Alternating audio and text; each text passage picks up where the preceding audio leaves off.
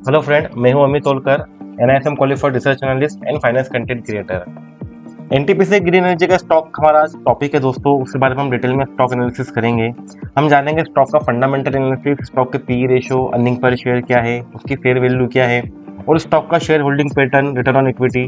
Detail में हम fundamental में बात करेंगे और स्टॉक की हम इंट्रिंसिक वैल्यू या जिसको बोलते हैं फेयर वैल्यू, वो क्या होती है वो हम कैलकुलेट करेंगे। यहाँ पे मैं आपको एक नोट बताना चाहता हूँ वीडियो को शुरू करने से पहले कि यहाँ पर दोस्तों मैं स्टॉक का एनालिसिस बता रहा हूँ आपको।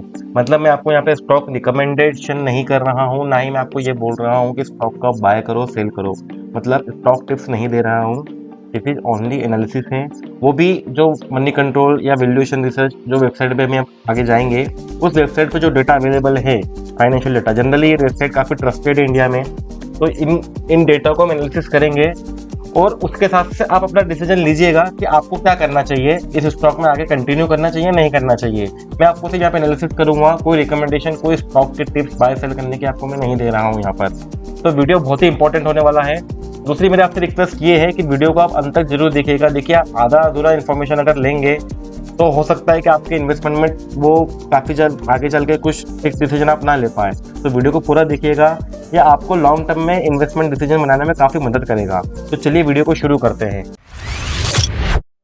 दोस्तों, अभी हम वैल्यू रिसर्च वेबसाइट पर हैं। इस वेबसाइट का लिंक मैं आपको नीचे डिस्क्रिप्शन बॉक्स में डाल दूंगा, आप वहां पर जाकर इस डेटा को एक्सेस कर सकते हैं।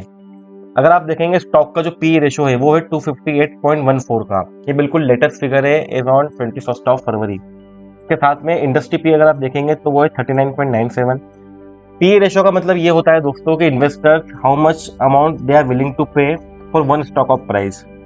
तो यहाँ पर आप देख सकते हैं कि P ratio industry P ratio से काफी ज्यादा है। मतलब बिल्कुल NTPC green energy industry P ratio का मतलब ये होता है कि जो एनटीपीसी ग्रीन एनर्जी की जो दूसरी कंपनी है, फॉर एग्जाम्पल वारी, रिलायंस पावर, टाटा पावर, जो सिमिलर बिजनेस के अंदर ऑपरेट करती है रिन्यूएबल एनर्जी के अंदर, उनका जो पीई है वो 39 है और एनटीपीसी 258 के आसपास है। 258 मतलब देखेंगे तो 39 से बिल्कुल 5-6 गुना से भी ज्यादा टाइम हो चुका है। मतलब ये है कि स्टॉक की जो प्राइस है दोस्तों वो काफी ओवर वैल्यूड है। यहाँ पर ये दिखाता है जनरली पी रेशियो जो होता है वो इंडस्ट्री पी रेशियो से कम होना चाहिए, बट यहाँ पर पी रेशियो ज्यादा है। मतलब ये है कि स्टॉक काफी महंगा है। ये जो स्टॉक की प्राइस है अभी 106 रुपए मार्केट प्राइस, ये काफी ओवर वैल्यूड है। ये यहाँ से हमको ये पता चलता है। सेकेंडली, आप स्टॉक का अगर देखेंगे अर्निंग पर शेयर वो है 0.6। अर्निंग पर शेयर दोस्तों ये होता है कि जब आप कंपनी का एक स्टॉक बाय करते हैं तो कंपनी को कितना रुपए प्रॉफिट होता है, तो मात्र 0.6 मतलब 8 पैसा ही प्रॉफिट होता है अर्निंग पर शेयर पे। तो ये जो कि काफी कम है और इनका जो EPS है ये कम हुआ है। लास्ट टाइम जहां तक मुझे आइडिया है 2024 के फाइनेंशियल ईयर में ये 1 रुपए से ज्यादा था और अभी 1 रुपए से कम हो चुका है। मतलब अर्निंग पर शेयर कम हो रहा है। थर्ड नंबर पे है दोस्तों debt to equity ratio 2.05। Debt to equity ratio है 2.05। पिछले साल जो 2024 में था ये 2 रुपए का अंदर था, बट ये बढ़ चुका है। तो देखो, डेट टू इक्विटी रेशियो का बढ़ना अच्छी बात नहीं होती है। इसका मतलब ये होता है कि आप अपने बिजनेस, अपने कंपनी को चलाने के लिए कितना रुपए पैसा मार्केट से उधार ले रहे हैं, कितना पैसा बोरो कर रहे हैं। तो देखिए दोस्तों, अच्छी कंपनी बिजनेस वो होती है जो कम पैसा मार्केट से उधार ले और अपनी जेब में उनके पास में इतना पैसा हो बिजनेस में लगाने के लिए। तो डेट टू इक्विटी रेशियो भी काफी अच्छा नहीं है, यहाँ पे बढ़ गया है ये, जो कि अच्छा संकेत नहीं है कंपनी के लिए। इसके बाद है ROE, जो इम्पोर्टेंट फैक्टर है यहाँ पर, रिटर्न ऑन इक्विटी। ROE का मतलब दोस्तों ये होता है कि कंपनी की जो इक्विटी, कंपनी का जो खुद का पैसा है, उस पैसे पे कंपनी को कितना % रिटर्न मिल रहा है। तो यहाँ पर आप देखेंगे 6.2। इसको ना तो बुरा बोल सकते हैं ना तो अच्छा बोल सकते हैं, ये बिल्कुल मॉडरेट है। देखिए, अच्छा ROE वो होता है जो 10% से ज्यादा होता है। जो अच्छी कंपनी होती है उनका ROE आप देखेंगे 10-12% के आसपास होगा। इवन 8-9% भी अगर हो तो हम इसको ठीक बोल सकते हैं। तो ये बिल्कुल एक एवरेज है रिटर्न ऑन इक्विटी। तो ये था स्टॉक के बारे में एक फंडामेंटल एनालिसिस छोटा सा। अब हम स्टॉक की इंट्रिंसिक वैल्यू कैलकुलेट करते हैं। तो अभी मैं आपको याहू फाइनेंस वेबसाइट पर लेके जाऊंगा। देखिए, ये याहू फाइनेंस का इंटरफेस है। देखिए, यहाँ पर मैं आपको लेकर आया हूँ P ratio, earning per share से स्टॉक के प्राइस को कैलकुलेट करने के लिए। अभी जो स्टॉक की मार्केट प्राइस है दोस्तों वो है, आप यहाँ पे देखेंगे ऊपर टॉप पे, ये देखिए 105.55 है एज ऑन 21 फरवरी के हिसाब से। और हम इसके प्राइस निकालते हैं कि प्राइस एक्चुअल में हो कितनी रही है। तो देखिए, याहू फाइनेंस यहाँ पर आप देखेंगे तो TTM मतलब ये ट्रेलिंग 12 मंथ है। तो पी रेशो और ये जो होता है याहू फाइनेंस है, ये बहुत ही लेटेस्ट होता है।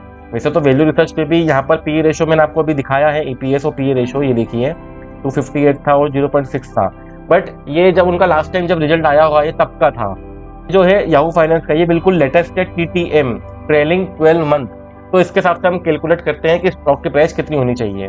तो देखिए मैं आपको कैलकुलेट करके दिखाता हूँ, ये बिल्कुल कैलकुलेटर है, आप भी अपनी स्क्रीन पे कैलकुलेट कीजिएगा। ये देखिए तो पी रेशो कितना दिखा रहा है 270.64। तो मैं यहाँ पे लिख देता हूँ 270.64।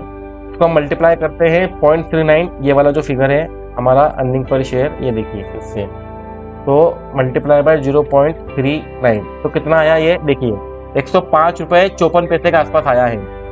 तो मतलब इसकी जो भी प्राइस है यहाँ पर ये देखिए 105 रुपये 55 पैसे, और इसका जो अर्निंग पर शेयर है वो भी 105 रुपये 55 पैसे के आसपास ही आ रहा है। सॉरी, जो स्टॉक प्राइस है। मतलब दोस्तों ये है कि स्टॉक की जो प्राइस जो पी रेशो EPS के हिसाब से होनी चाहिए बिल्कुल उतनी ही है स्टॉक की प्राइस। ना तो स्टॉक अंडर वैल्यूड है, ना तो स्टॉक ओवर वैल्यूड है as per the P ratio and earning per share. But यहाँ पर अगर आप देखेंगे P ratio value research website पर अगर आप देखेंगे पी रेशो जो स्टॉक का है वो इंडस्ट्री के पी रेशो से काफी ज्यादा है। मतलब देखिए ये एक अच्छा संकेत नहीं है स्टॉक की प्राइसिंग के लिए। तो ये एक बहुत बड़ा नेगेटिव फैक्टर है इसके अंदर। अब बात करते हैं शेयर होल्डिंग पैटर्न पर, हम की कंपनी में कितने % लोगों ने कितना पैसा लगा रखा है। ये देखिए शेयर होल्डिंग पैटर्न, देखिए इंडियन प्रमोटर का 89% पैसा है यहाँ पर। प्रमोटर वो होते हैं दोस्तों जो कंपनी के स्टेक होल्डर, जो मैनेजमेंट डिसीजन लेते हैं, जो मैनेजरल टॉप मैनेजमेंट जो होते हैं कंपनी के, वो होते हैं कंपनी के प्रमोटर्स। उनका 89% मतलब ऑलमोस्ट 90% के आसपास उन्होंने शेयर कंपनी के बाय कर रखे हैं। नंबर 2 पर है DII का मतलब ये होता है डोमेस्टिक इंस्टीट्यूशनल इन्वेस्टर। इसका मतलब ये है कि जो म्यूचुअल फंड, जो SIP, जो मर्चेंट पोर्टफोलियो मैनेजर, जो मर्चेंट बैंकर होते हैं या जो बैंकिंग सिस्टम होता है, उन लोगों ने कितना % पैसा, कितने % शेयर बाय कर रखे हैं। तो मात्र 1.67% ही DII डोमेस्टिक इंस्टीट्यूशनल, जो हमारी कॉर्पोरेट जो बैंकिंग सिस्टम है, उन लोगों ने मात्र 1.67% ही पैसा लगाया है। उसके बाद है म्यूचुअल फंड। तो म्यूचुअल फंड के जो हमारे जो पोर्टफोलियो मैनेजर होते हैं उन्होंने भी मात्र 3.61% ही पैसा लगाया है। उसके बाद में FII का मतलब होता है फॉरेन इंस्टीट्यूशनल इन्वेस्टर। मतलब जो लोग इंडिया के बाहर होते हैं वो लोग इंडियन इक्विटी मार्केट में पैसा इन्वेस्टमेंट करते हैं। तो उन्होंने भी मात्र 2.18% पैसा ही लगाया है। और उसके बाद में अदर्स में हम रिटेल इन्वेस्टर हो सकते हैं या गवर्नमेंट हो सकती है रिटेल अदर्स में, जिनका भी जो होल्डिंग अगर आप देखेंगे तो मात्र 3.53% ही है। तो मेजर यहाँ से जो डेटा निकल के आता है दोस्तों वो है इंडियन प्रमोटर। आप देखेंगे कंपनी के जो प्रमोटर थे उनका ही ऑलमोस्ट 89% की हिस्सेदारी है। तो ये बहुत ही एक नेगेटिव संकेत होता है दोस्तों, बिकॉज कंपनी के जो खुद के लोग हैं वही पैसा लगा रहे हैं। मतलब मान लीजिए आपने कंपनी एक खुद की बनाई है, आपने कंपनी ओपन की है और आप चाहेंगे कि आपकी कंपनी में हमारे दूसरे लोग पैसा लगाए, बैंकिंग सिस्टम पैसा लगाए, सरकार पैसा लगाए, म्यूचुअल फंड की संस्था वो पैसा लगाए। बट आप अपनी कंपनी का स्टॉक अगर खुद ही बाय करेंगे तो वो कंपनी के लिए क्या होने वाला है। मतलब आपको ये डर है कि कंपनी के स्टॉक की प्राइस नहीं गिर जाए तो मैं खुद ही बाय कर लूँ पब्लिक के अंदर अपना भरोसा बढ़ाने के लिए। तो ये अच्छा संकेत नहीं होता है प्रमोटर्स का इतना बाय करना। जनरली प्रमोटर्स को 30-40% से शेयर होल्डिंग नहीं रखनी चाहिए। DII FII की हिस्सेदारी ज्यादा होनी चाहिए किसी भी स्टॉक के फंडामेंटल को मजबूत बनाने के लिए। तो ये बिल्कुल एक अच्छा संकेत नहीं है। तो दोस्तों ये हमने डिटेल में बात करी NTPC ग्रीन एनर्जी स्टॉक के बारे में। हमने जाना स्टॉक के पी रेशो, इंडस्ट्री पी क्या है, अर्निंग पर शेयर क्या है, स्टॉक के हमने फेयर वैल्यू भी कैलकुलेट की कि फेयर वैल्यू कितनी होनी चाहिए। और उसके बाद में मैंने आपको शेयर होल्डिंग पैटर्न बताया कि स्टॉक की शेयर होल्डिंग पैटर्न क्या है। आप मेरे हिसाब से, मैं अभी भी रिपीट करता हूं कि यहाँ पे मैं आपको स्टॉक का टिप्स नहीं दे रहा हूँ, ना रिकमेंडेशन नहीं दे रहा हूँ। ये सिर्फ एक एनालिसिस है और मैंने आपको जो समझाया है अभी आप समझदार है, आप समझ गए होंगे आपको क्या करना चाहिए। तो अब डिसीजन दोस्तों आपका है। वीडियो पसंद आया तो इसको लाइक जरूर कीजिएगा। और अगर आपके मन में कोई क्वेश्चन हो NTPC ग्रीन एनर्जी स्टॉक से रिलेटेड या और कोई स्टॉक से रिलेटेड जो आपने बाय कर रखा है आपके पोर्टफोलियो में, या वो प्रॉफिट में है, लॉस में है, बिल्कुल मुझे बताइए। मैं आपको रिकमेंडेशन नहीं दूंगा बट उस पर मेरा एनालिसिस बताऊंगा। उसके साथ आप देख सकते हैं कि आपको क्या करना चाहिए। और अगर आपने हमारे चैनल पर नए हैं तो सब्सक्राइब जरूर कीजिएगा, क्योंकि फाइनेंस के बारे में मैं ऐसी ही डिटेल वीडियो बनाते रहता हूं दोस्तों। मिलता हूं आपसे अगली वीडियो में नई इन्फॉर्मेशन के साथ में। आप खुश रहें और समझदारी से निवेश करें।